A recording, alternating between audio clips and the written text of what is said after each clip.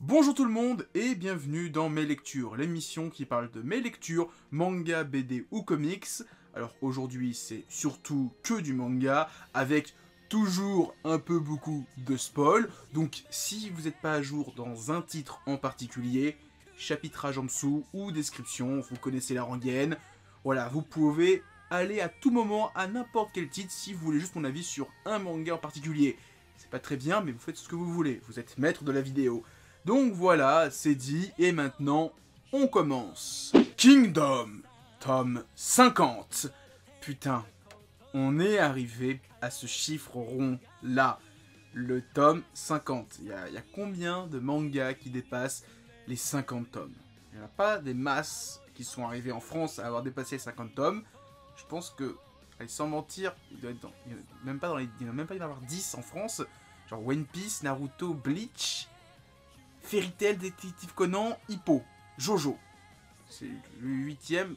Peut-être que j'en oublie un ou deux. Allez-y dans les commentaires, foutez-vous de ma gueule. Donc le tome 50, je l'aime beaucoup. Alors je suis un peu triste parce que comme je l'ai dit, j'ai dévoré les 4 tomes que j'ai reçus d'un coup. Ce qui fait que je vais attendre un mois et demi, 2 mois avant d'avoir la suite. Il va falloir que pour le prochain arrivage, je me calme un petit peu. J'aime beaucoup ce tome-là, surtout le passage avec la guerre d'usure où le clan de Zhao essaie de retrouver les endroits où Qin se ravitaille, enfin repose son stock, pour le brûler, ce qui fait qu'ils vont avoir moins de nourriture, ce qui fait que la guerre va être un peu plus compliquée, une guerre d'usure. Je trouve ça super intéressant. On approfondit aussi un petit peu les généraux du côté de Zhao, notamment les deux qui avaient un casque en forme de dragon, et qui sont en fait les serviteurs d'un ancien des 3 cieux de Zhao, donc qui sont un peu l'équivalent des 6 généraux de Qin, et dont Riboku fait partie aujourd'hui, et le mec qui a tué Uki dans les tomes 10 et quelques il y a longtemps. Et je parle d'Uki, transition magnifique, il y a un super passage, enfin Uon et Shin sont mis à rude épreuve, et j'ai adoré le passage où il y a un mec qui reconnaît le Guado de Uki, qu'il a donné à Shin avant sa mort, et il fait « Ah, je reconnais ce Guado, tu sais pas t'en servir !» Et là, il y a Shin qui va sortir son âme shonenesque. Ça va être trop cool. J'ai hâte de lire les 4 prochains tomes. Faudra vraiment que je me calme, je vais pas les dévorer d'un coup, mais c'est très compliqué vu que jusqu'à présent je pouvais me calmer parce que je connaissais la suite. Là c'est l'inédit pour moi vu que j'ai arrêté les scans et ça va être chaud. Surtout que je me dis qu'il reste encore les 2 gros envois, après on va avoir rattrapé les japonais parce que ils en sont au tome 59 ou 60 si je dis pas de conneries, ce qui fait que dans 6 mois ben on va être à jour avec les japonais et ça va être très dur d'attendre à chaque fois 1 mois, 2 mois, 3 mois, 4 mois, 5 mois, 6 mois, voire plus. Mais Kingdom, c'est de la bonne, c'est trop bien. On arrive enfin au bout de la collection de Meian, hein, donc de recevoir un tome enfin 4 tomes tous les 2 mois. Est-ce qu'on va avoir un nouveau manga ensuite très long? Je ne sais pas, mais je l'espère. Tokyo Revengers, tome 8. Putain, je l'ai attendu ce tome-là et pouf, qu'est-ce qu'il est puissant! Déjà, c'est le tome qui marque la mort de Baji, le personnage qui était en couverture du tome précédent, qui est l'un des fondateurs du Tokyo Manjikai. C'était l'un des 6 fondateurs avec Draken, Manjiro, alors je sais plus son nom, le nom du Mickey, Manjiro c'est son nom japonais, plus le gros qui est en prison maintenant, le mec qui est là, lui et celui qui a une boucle d'oreille. Et ben voilà, c'est un des 6 fondateurs qui est mort. Franchement, un passage super émouvant. En plus, on a un petit flashback sur sa rencontre avec son numéro 2, enfin son second dans sa division. Et j'ai beaucoup aimé le fait qu'il se déguise en binoclard pour réviser alors qu'il sait même pas écrire un mot, genre rentrer, il écrit avec un A. Voilà, ça montre que le mec c'était un gros dégénéré dans sa tête. Sinon, j'ai beaucoup aimé le passage où Draken invite notre héros chez lui. Et donc tu découvres que... Alors je crois que ça avait été dit dans les tomes précédents que Draken vivait dans une maison close. Et donc on découvre qu'il est toujours dans cette maison close. Et j'aime beaucoup le passage où le héros, il y a une fille qui vient. Et il dit ok, il dit oh putain, Draken veut que je me dépucelle. Et c'est trop bien. Et en fait non, c'est juste elle a pris pour un client. C'est énorme, voilà, c'est trop bien. Il y a aussi le passage où quand il est avec sa copine, il croit que Emma, donc la copine de Draken, trompe Draken avec Mickey. Il y a une putain d'enquête en mode, enfin une petite enquête en mode Sherlock Holmes, en plus sa copine elle s'y croit à fond, elle est en mode oui mon cher Watson, on va découvrir la vérité. Et tu dis, et l'autre il fait mais je t'adore quand même. Et en fait on découvre que finalement Mickey et Emma sont demi-frères. Et là tu fais ah salope. Parce qu'en plus sa copine a... Putain j'ai oublié le nom du héros. Oh je suis dégoûté, Takemichi. Elle savait, donc elle s'est foutue de sa gueule jusqu'à présent, la grosse salope. Non, c'est méchant quoi. C'est gentil quand je dis ça, hein. C'est vraiment juste pour dire putain, tu t'es foutu de ma gueule, connasse, grognasse. Et après ça, donc on a. Alors en plus, il y a eu un passage où il y a le mec à la boucle d'oreille, donc un des fondateurs offre alors j'ai plus le nom, la tenue de cérémonie, enfin du Manjikai, parce que Takemichi va rentrer dans le Manjikai et va même devenir le capitaine de la première division. Alors en même temps, il y a le Valhalla qui fusionne avec le Manjiken, mais qui va être du côté du méchant, on va dire, le mec on dit qu'il faut qu'il arrête d'être dans le Manjikai, c'est trop bien, et retour au présent, et on sait que Takemichi est encore dans le Manjikai et que c'est l'un des leaders. Je sens qu'il a mal tourné. Je sais pas pourquoi, mais je sens qu'il a mal tourné. Dr. Stone, tome 12. Alors pour ceux qui regardent que l'animé, il a été annoncé il y a pas très longtemps par Crunchyroll. Donc ça sera la fameuse War Stone, donc qui est donc l'arc qui s'est terminé il y a quelques tomes. Là on est vraiment beaucoup plus loin dans l'animé. Est-ce qu'ils vont adapter jusque là? Je ne sais pas, je pense que ça sera peut-être dans une saison 3. Je pense que la saison 2 va faire que 12 épisodes, juste pour aller jusqu'à l'arc de la War Stone, qui est même assez court, hein. Pour moi en 6 épisodes ça va être clôturé, donc est-ce qu'ils vont aller jusqu'au bout? Je ne sais pas. Donc c'est un tome qui raconte un peu les origines de Ryusui, donc on ne voit pas, qui est un personnage qui est apparu dans le tome précédent, qui est un capitaine de bateau, avec François, donc son serviteur, qui raconte les origines de son maître.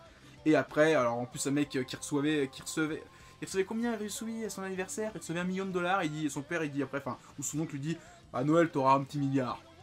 C'est pour moi, t'as cadeau. Les mecs ils vivent avec des échelles de valeur totalement différentes.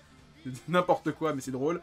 Et ensuite, on a le gros passage construction du bateau, qui alors dure quelques chapitres dans le manga, mais en vrai, dans le manga, est très très long.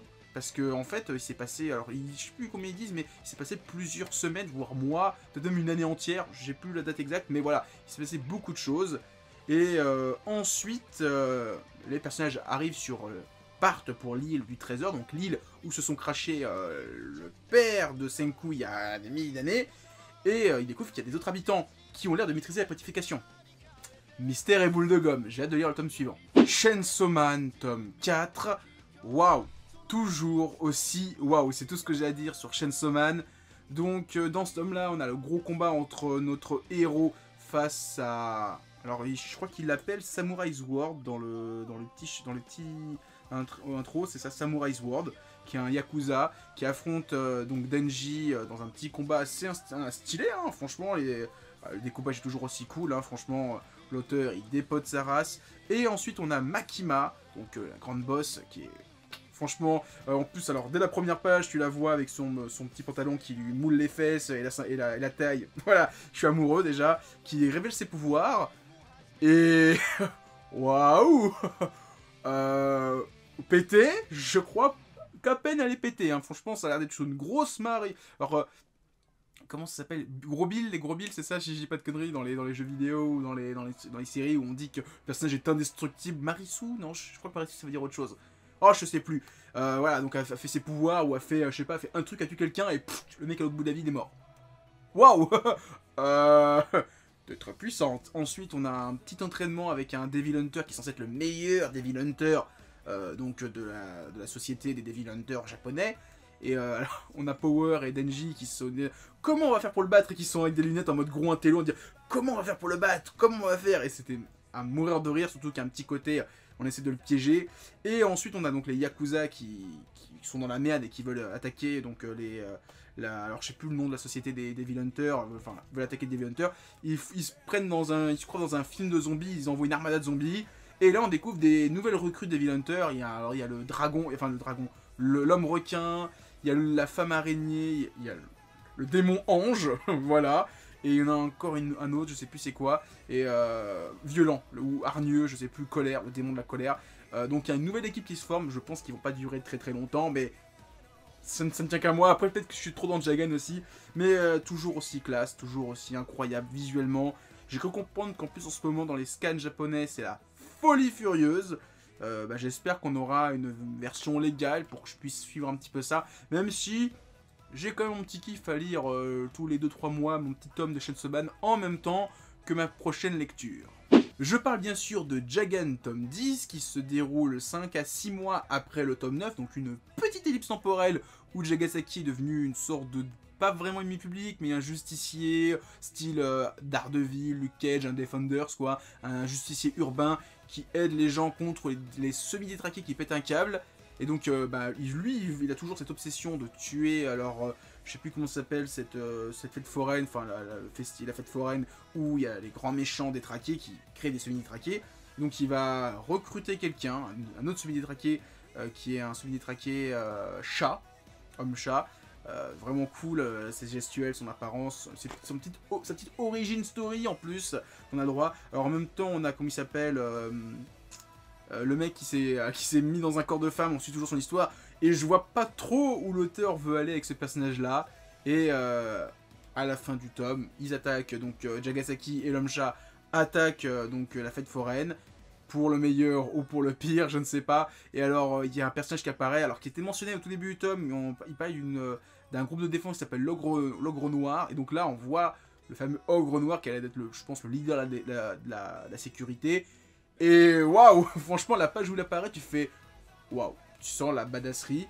Est-ce qu'il va durer longtemps? Je ne sais pas. Tiens, en parlant de durer longtemps, j'ai oublié de parler de la team Récup, qui est une team qui apparaît dans ce tome-là, qui est une énième team d'aventuriers, de super-héros qui ont des détraqués en eux et qui veulent lutter contre le mal pour le bien. Et quand j'ai vu ça arriver, je me dis, wesh, t'es sérieux l'auteur?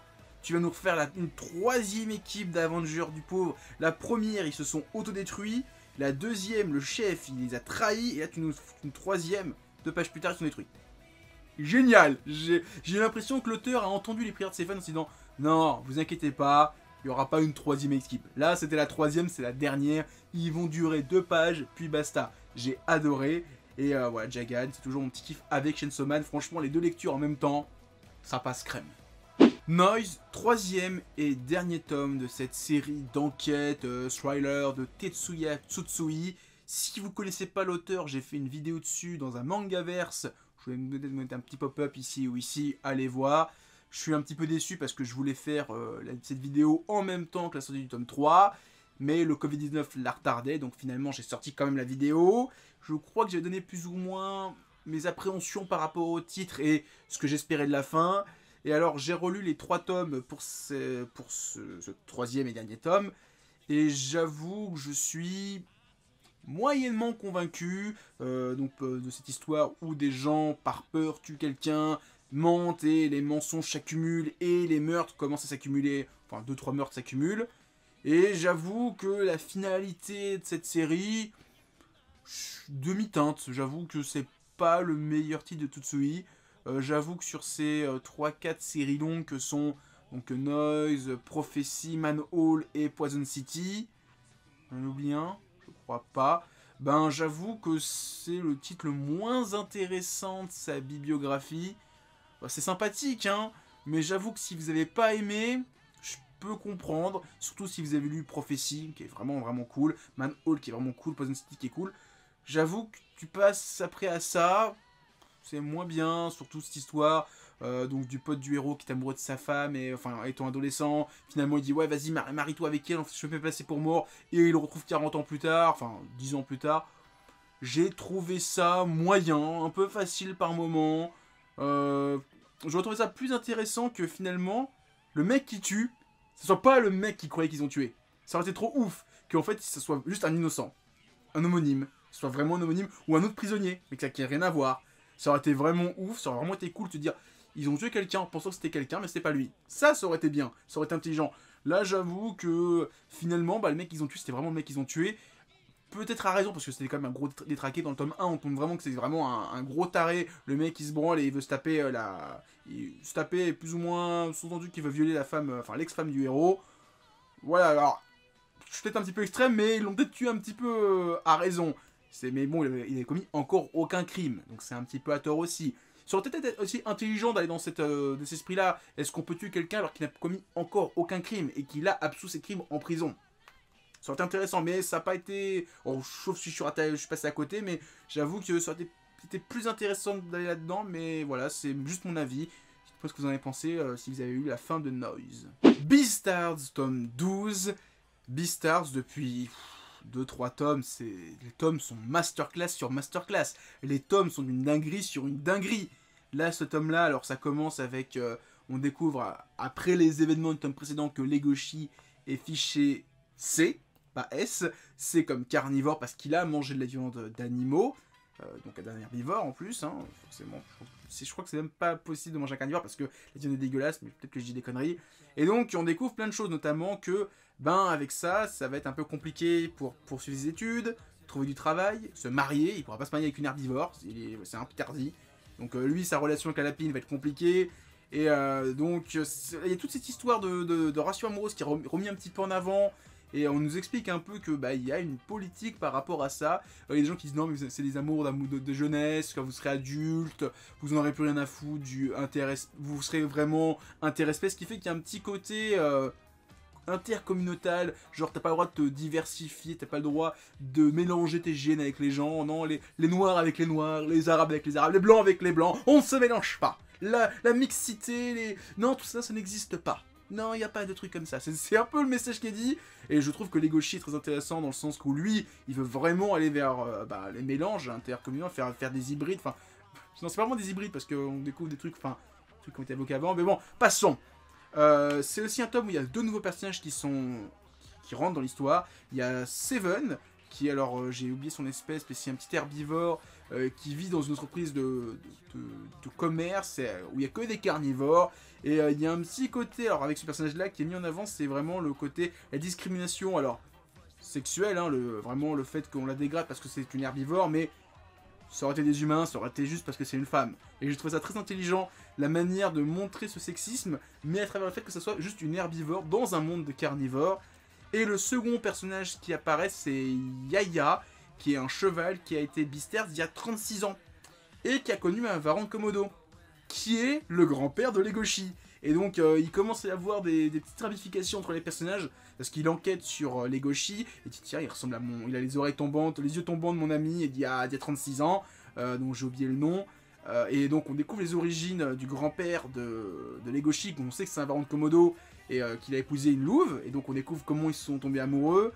On découvre aussi que c'est compliqué parce que les Varans de Komodo, vu que ce sont des animaux toxiques, ils sont mal vus, ils sont mal considérés. Et il a toujours vécu dans cette crainte, cette peur, toujours se cacher, toujours on va dans un restaurant mais on se met dans un coin à l'ombre pour pas qu'on me voit.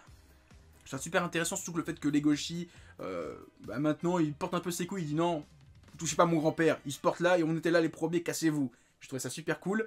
Et le grand-père à la fin ultra badass, quand il dit c'est bon, on arrête de faire la pacifiste, on casse des gueules, c'est trop bien. Et il y a aussi Juno et Louis qui commencent à avoir une relation amoureuse. Ça sort de nulle part, mais juste comment ça va, où est-ce que ça va aller, ça m'intéresse. Je suis curieux et Beastars, là l'intérêt est revenu mais à 1000%. Alors c'était pas parti, mais je me disais merde, il reste encore 10 tomes avant la fin parce que le manga va s'arrêter au tome 21, 23 à peu près. Et je me dis merde, encore 10 tomes, qu'est-ce que l'auteur peut raconter? Là, il y a encore plein de choses à raconter, et là, ça m'intéresse de ouf. City Hunter Rebirth, tome 6. Je suis moyennement convaincu par ce 6e tome. Alors, on est toujours dans l'arc donc de la sœur de Kaori qui veut retrouver sa sœur, mais qui dit pas que c'est sa sœur parce que voilà, elle veut pas gâcher sa vie. Donc, qui est un arc du manga d'origine, qui est sympathique. On nous introduit des nouveaux personnages qui sont inédits, et Cobra, Python, les looks, les noms, enfin, on se croit dans G.I. Joe. Là, j'avoue que je sais pas, jusqu'à présent c'était parfait, et là, l'auteur, je sais pas ce qu'elle veut raconter. Alors, est-ce que on va pas avoir un nouveau personnage introduit, un inédit aussi, qui lui aussi a été isekaiisé dans le monde de City Hunter, et qui lui veut détruire le monde de City Hunter juste pour retourner dans son monde? Et là, ça serait intelligent de montrer ce côté G.I. Joe parce que ça serait un méchant, complètement méchant, mais là j'avoue que Cobra, Python, j'ai vu les noms, j'ai vu les looks, j'ai fait waouh, c'est ça City Hunter. Après la gunfight à la fin est cool, mais j'avoue que là je suis un peu moins convaincu par le titre. 5 tomes parfaits, hélas, un peu léger baisse dans la qualité. Est-ce que ça va remonter? Est-ce que ce que je dis va être la vérité? Je ne sais pas, mais je vais continuer parce que c'est cool et c'est... Voilà, c'est City Hunter, c'est Ryo Seiba, c'est Kaori, c'est trop cool. Mais comme j'ai dit là, les 2 nouveaux personnages introduits, moyen à voir la suite. Et on finit avec le meilleur, My Hero Academia, tome 25. Donc c'est le tome qui marque la fin des origines de Tomura Shigaraki, donc avec une couverture magnifique. Franchement, c'est l'une des plus belles de My Hero Academia. En plus, Kiyun a entendu les prières des fans et a fait un titre, alors pas comme d'habitude, mais comme l'édition japonaise, avec un petit effet un peu détruit, rouillé, qui est vraiment super bien. Alors ça aurait été bien de le faire aussi sur la tranche, mais on va pas leur en mettre trop. Et même peut-être, ah non, il n'y a pas ici, j'ai cru qu'il allait avoir ici, mais bah, ça aurait été cool qu'il fasse vraiment même la petite tranche. Bon, après, c'est pas grave. Revenons à nos moutons. Le passé de Tomura Shigaraki, super bien. Franchement, tout le moment où il tue sa famille, qu'il est dans la rue, qu'il est livré à lui-même et qu'il rencontre One for All, qui le met du côté obscur de la force, c'était génial. Après, on retourne au présent. Il devient le big boss du Front Libération qui a un nouveau nom, c'est le Front des super vilains, ou c'est un autre titre comme ça, où il a une armée de super vilains avec lui. Ça va être le dawa le plus total dans les prochains tomes. Et après, on revient, Izuku et sa bande. Et... waouh, ça fait... c'est dur, hein. Après 2 tomes où on suit les méchants et que les tomes sont géniaux, tu vois ça, tu vois Izuku, Noël, il se déguise en petite bonhomme de neige, en Madame Noël, enfin Mère Noël. Ah, j'avoue qu'ils m'ont fait soupirer, hein. Après, il y a eu un petit regain d'intérêt. C'est au moment où Shoto vient voir Izuku et Todoroki, il fait, Bakugo, il fait... ça vous dirait de faire un stage chez le numéro 1, mon daron? Et j'ai fait wow, wow, wow, wow, wow. Bakugo, Izuku, Shoto, chez pas One for All, c'est putain, Endeavor. Oh, ça c'est la hype. Là j'avoue que le prochain tome il m'intrigue. Donc à voir. En plus Endeavor qui découvre un petit peu les plans grâce à Hawk qui lui envoie des messages codés. Oh, c'est trop bien. Non, My Hero Academia là j'avais un petit peu peur du retour à Izuku. Il y a une petite hype, ce qui est dommage, c'est que la hype n'est pas à cause de Izuku, mais à cause des autres personnages. Ce qui est un petit peu triste pour le personnage principal. Mais hâte de lire la suite, ça va être trop bien, je le sens. Surtout que j'ai cru comprendre que, un petit peu comme Chainsaw Man, en ce moment, les scans de My Hero Academia au Japon, ils dépotent leur race. Donc voilà, c'était mes lectures. Si vous avez aimé, likez, commentez, partagez, ça fait toujours plaisir. Et comme d'habitude, en description, il y a des liens vers mon Twitter, mon Discord et mon Instagram. Et comme d'habitude, continuez à lire des mangas. Allez, ciao tout le monde.